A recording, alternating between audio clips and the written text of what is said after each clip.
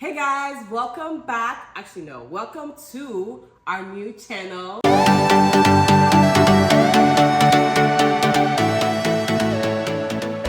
Building your wealth. It just made sense to create a dedicated channel for this topic because of all the plans that we have going forward with the Building Wealth series and all about investing, real estate, money talks. It just made sense to have a dedicated channel for this topic. So we're launching this new channel. Make sure you subscribe. If you're watching this, if you're coming from my old page, make sure you hit subscribe so that you can be updated on the new videos from this channel.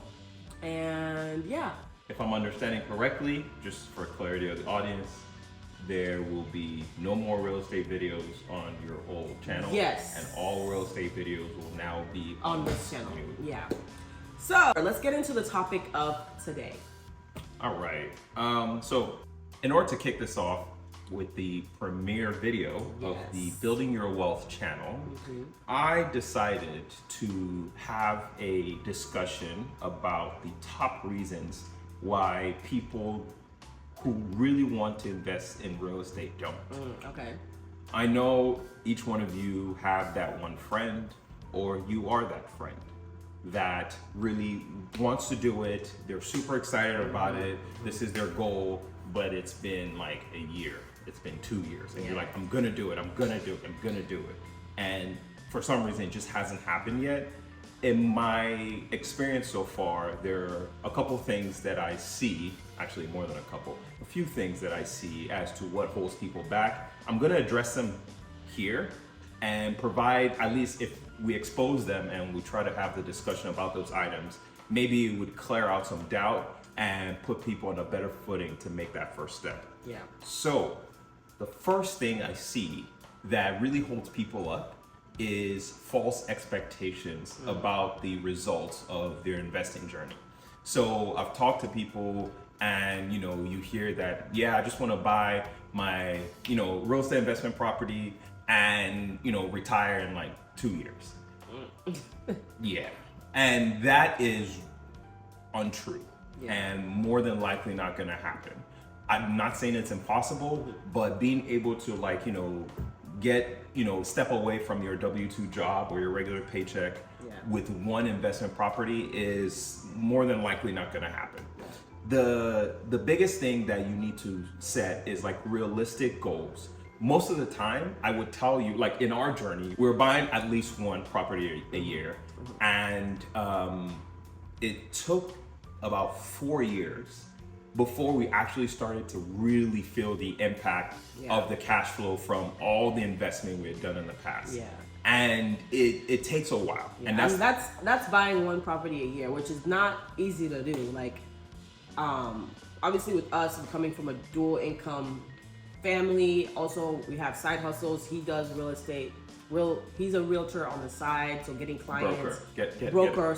But at the time, you're a realtor. I was a realtor. And so you were helping people get, into apartments, into homes, and getting extra income, disposable income from, that method. And me being a creator, as well as also working my full-time job, we were able to save a lot of money. And that's why we were able to buy an investment property every year. Now, that's probably not a very common thing, but just trying to put it into perspective. People be balling out there.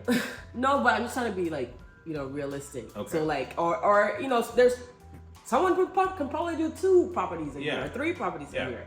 But I'm just trying to get put in perspective of how long it takes. So yeah, it took us 4 years to start, or I'll say 3 to 4 years to start really feeling the impact from all of our real estate properties. So I would say when we were at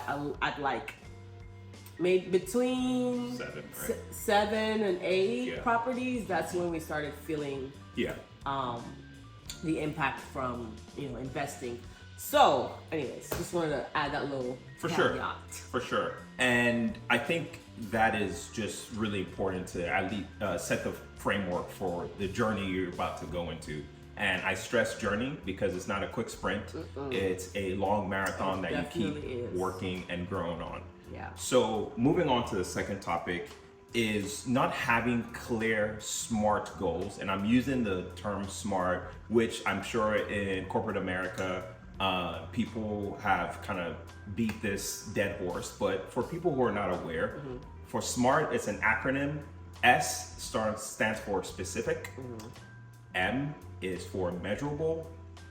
A is for action. Well, depending on where you put it in. Some people say, actionable or value added or adding value. Depends on how you put it. R is for realistic and T is for time. And so when you set goals that have like those attributes in them, it gives you a more concrete view of what you're trying to do. So for example, now people might say, oh, if I say, what is your goal for investing in real estate, or what are you hoping to achieve with each property? You're like, I just want cash flow. What does that mean? What kind of cash flow? What kind of return on your investment? So if I give you a very specific example of some of the criteria that we use, if I say, I want to buy this property, what are the criteria I'm using to evaluate it?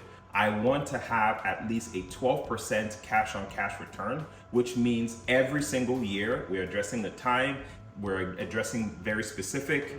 We are saying the action is actually going to buy the property, and 12% or 8% is very realistic, at least for the market we're in. And it's measurable. So I can do, after I buy the property, I can gauge, am I really getting the 12% that I anticipated I was gonna get? And so when you have that kind of criteria, you are able to, using the financial analysis tool that is available for you to purchase through the website, tawaniav.com, little plug there, you can go ahead and plug in the numbers for a specific property. And if all those goals highlighted are check, then it's a good deal. There's no reason to question it. There's no reason to think too hard about it. It's whether you're willing to take the action or not. So that is another thing that I see that holds people back, because what happens is, let's say they have all the SMART goals and they say, oh, I want, 8% cash on cash return. I want a cash flow at least $200 a month. And I want to be able to, whatever. And then they have a property that meets that criteria. But then they're like, maybe I can find one more that is just a little bit better. And then all of a sudden you're just back, you're setting yourself up for being in an endless cycle of not making any moves. I don't know if you had anything to add to that. No, just that little last part you mentioned was something that I think is also important, is like being able to make quick decisions and not dragging your feet, especially after you've done all the work, instead of second guessing yourself, thinking about all the other options that are available. It's really important to sometimes you really just have to go for it and stop making excuses or thinking about one thing or the other. Pull the trigger. Let's go. So the next item that I feel like holds a lot of people up is waiting for everything to be perfect. And I think I can tell you there is no perfect time. Nope. It's just whether you are willing to do it or not. Yeah. I can give you 1,000,001 reasons why you shouldn't buy any real estate property now. Interest rates are too high. Prices are too high. The economy is on the verge of recession. There's, at any point in time, there is always something that causes you, there's always a reason why you shouldn't. And it's up to you to determine, like, am I gonna let those stop me, or am I just gonna make the move and adjust based on the situation that is at hand? That really holds a lot of people up, in my opinion. So that topic of like perfect timing. So right now you mentioned, inflation is going on, interest rates are high, we're about to be in a recession, or if we're not already in a recession. Let's rewind to maybe 2019, 2020, 2021. It was, it's COVID. There's too much competition. Everybody, real estate is hot. Everybody's outbidding each other. Like, I'm just trying to think of a time where it was like, okay, and then before that, it could have been like, oh, I don't have enough money. I didn't want to save up this amount so I can get in this area, or, or maybe a period before then, you might have been like, oh, I don't know anything about real estate. Like, there's always going to be something. Even after this recession passes through and interest rates go back down, there's probably going to be something else. It's going to be, the economy is bad. Let's wait for it to get a little bit better before I'm sure we can move forward, or something along those lines. Just do it. Just do it. I mean, Nike. to be realistic though, we're not saying just like don't do your research, just close your eyes and give your money away. No, we're not saying that. We're saying with all of, if everything, like you mentioned, those SMART goals are in place and you've done your due diligence and you feel like, you know, this is a good deal, and I think, okay, let's say we're worrying about interest rate. I feel like, you know, maybe in 2 years, interest rates are gonna go down, and at that point I can refinance, right? So don't let those issues stop you. Just think about how you can mitigate those issues instead of letting it just, you know, causing you to just give up altogether, if that makes sense. Yeah, and the point I tried to make earlier is, with the analysis you do, if the deal makes sense now, even with 6-7% interest rates, if it makes sense, then it makes sense. Just do it. Yeah. And if the rates drop, then you just refinance later, and now it's an even better deal. Yeah. So not like she said, it's not like willy-nilly, oh, it doesn't make sense, but I hope that interest rates, you know. But I'm saying, like, if you have everything that meets all your criteria right now, don't use the excuse that, oh, whatever the reason is, to stop yourself from moving forward. Yeah. The next item that I wanted to address is what plagues a lot of folks, and it's analysis paralysis. Man, this can be a killer, because people want to, okay, they have a deal that makes sense, it meets all the criteria. Yeah. What about this scenario? What if this happens? And then you analyze, and then it's good. But what if this happens? And then you analyze it, it's good. Yeah. And then what if and you just keep going in that cycle, and you're analyzing. Oh, I just want to analyze one more deal. I just want to do one more deal. And you just never make a move because you're analyzing so much. That is just a waste of time. Yeah. You set your criteria that works for you and that you're comfortable with, that is in line with your goals.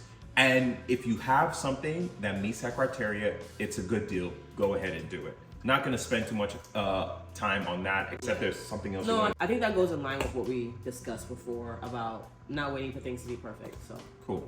And the last one, and this affected me, it's very near and dear to me, is preparing for the worst case, right?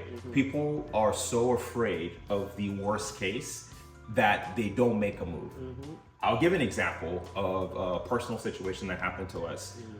Our first investment property was a townhome.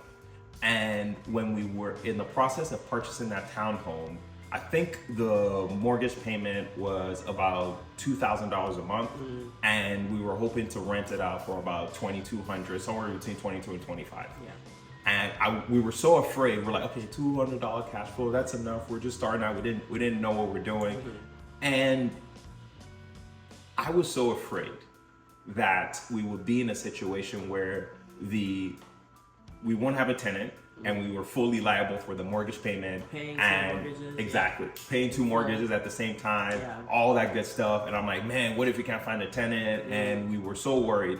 But in thinking about it, I was like, the worst case scenario is not having a tenant, because technically we have control over that, assuming. Yeah. Mortgage is $2,000 a month. We were trying to rent out at $2,200. We couldn't find anybody. I can just decide to drop it to $2,000, or I could just decide to drop it even lower. And when I did the analysis for that property, if I had it worst case scenario at $1,800, it would have flown off the market. Like, I know there would have been numerous people wanting to get in and wanted to have access to it. Yeah. So there was an actual floor underneath the price, and the floor was not zero. So keep it in mind, and this was what kind of pushed us over the edge. So worst case scenario, we buy this house and we rent it out at $1,800. It's a $200 a month payment. Am I okay with the $200 a month payment as a worst case scenario for an investment that over time is gonna provide an opportunity for myself and my family? I was like, yeah, I can manage an extra $200 a month, because people take on $200 payments for like all kinds of frivolous things, not an actual investment. So that pushed me over the edge. And so you just need to change your framework of thinking and decide, what is the real worst case scenario? Yeah. Because sometimes it's much better than what you think it is. True. That's good point. All right. Well, that kind of wraps it up for us. I really appreciate you taking the time to watch this video. Yes. This was kind of a quick one, but again, just to remind y'all, this is a new channel, so make sure you subscribe so that you can get updates on when we do new videos. Also, want to plug the membership that we have currently that you can join. We have specific videos, exclusive videos for the members. The benefits for you, or the value add here, is there are exclusive videos that are not for the general public, for subscription members. We have a chat forum where you can ask specific questions, and either Talani or myself will be able to answer them directly. It's a smaller group that we're able to manage a little bit more easily. And another perk for the members is if you do join the membership, you get a free 20-minute consultation call. Right. But if you are interested in a regular 45-minute consultation call, I'll put the link below here. Click on that link and schedule some time on Advocate's calendar and literally ask whatever questions you have. If there's a question on this video, if there's a question from other videos, if you just have a specific topic that pertains to you and what your goals are, what you're trying to do, he can address that as well. Correct. Well, it's been a pleasure. You guys have a good one. Alrighty, bye guys. See y'all later. Don't forget to subscribe.